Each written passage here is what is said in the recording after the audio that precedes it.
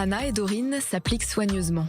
Et pour cause, toutes deux réalisent une œuvre d'art à partir de tissus d'écorce d'arbre et de fibres de coton.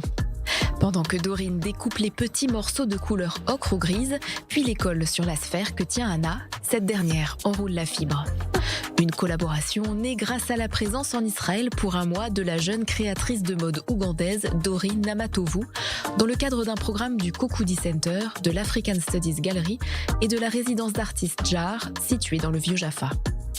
L'occasion surtout de faire découvrir aux Israéliens un matériau encore méconnu.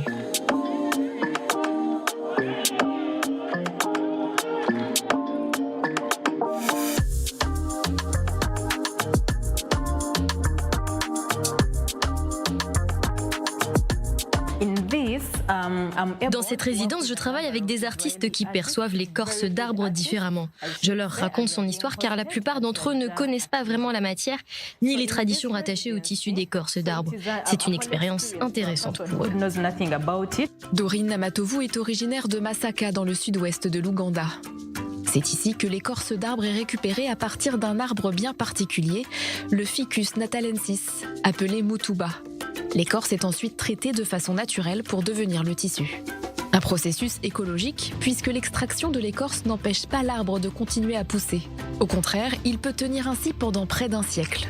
Depuis 2015, Doreen mène des recherches sur cette matière et a même créé sa propre marque de vêtements à base de tissu d'écorce. Son objectif, rendre à ce produit très prometteur ses lettres de noblesse. Il y a 600 ans, ce tissu était porté par la royauté en Ouganda. Il était également utilisé pour envelopper les corps des morts au statut élevé. Selon la tradition, il s'agissait de s'assurer que la personne décédée soit vêtue dignement pour voyager vers l'autre monde.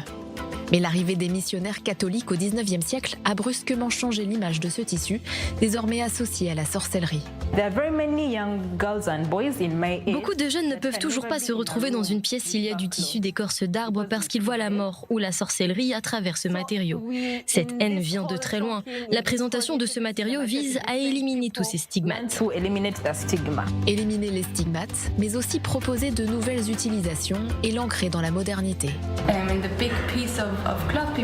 Les gens sont parfois effrayés par les grands morceaux de tissu d'écorce, mais si ce sont des petites pièces, on ne reconnaît pas le matériau immédiatement et on peut en avoir une toute autre vision. Maria Erhardt a découvert le tissu d'écorce lors d'un atelier animé par Doreen Namatovu à l'Institut Bezalel, l'un des nombreux ateliers organisés dans le cadre de sa résidence. Parmi eux, une autre belle collaboration, cette fois entre étudiants de l'Institut Shenkar de Tel Aviv et de l'Université de Makerere à Kampala. Les deux écoles travaillent ensemble depuis plusieurs années. En 2021, Doreen avait dû animer cette rencontre virtuellement en raison de la pandémie de coronavirus. Mais cette année, elle a pu venir en personne et présenter le tissu d'écorce. Doreen et Shira Choval cherchent à innover en mélangeant l'art et le design textile. Le tissu d'écorce est un textile non tissé. Il a donc des fibres qui peuvent incorporer d'autres fibres naturelles. Grâce à une machine d'aiguittage que nous avons à Shenkar et au processus dit de feutrage, nous avons pu mélanger l'écorce à des fibres de coton et de laine. C'est une véritable avancée qui modifie totalement les possibilités de ce matériau. Et au-delà de l'aspect purement artistique, le séjour de Doreen, venue pour la première fois en Israël, lui a permis d'apprendre à connaître ses homologues et de tisser de véritables liens d'amitié dans ce lieu très inspirant. On m'avait beaucoup parlé de ce quartier du Vieux-Jaffa en me disant qu'il fallait absolument que je le visite. C'est vraiment génial. Tout le monde est adorable, très hospitalier. Les artistes qui sont ici sont des filles vraiment incroyables. On parle de tout ensemble. On a parlé pendant des heures à propos des différentes cultures, des femmes, de nous-mêmes, des relations. C'est finalement un échange interculturel d'une femme à une autre, d'une artiste à une autre.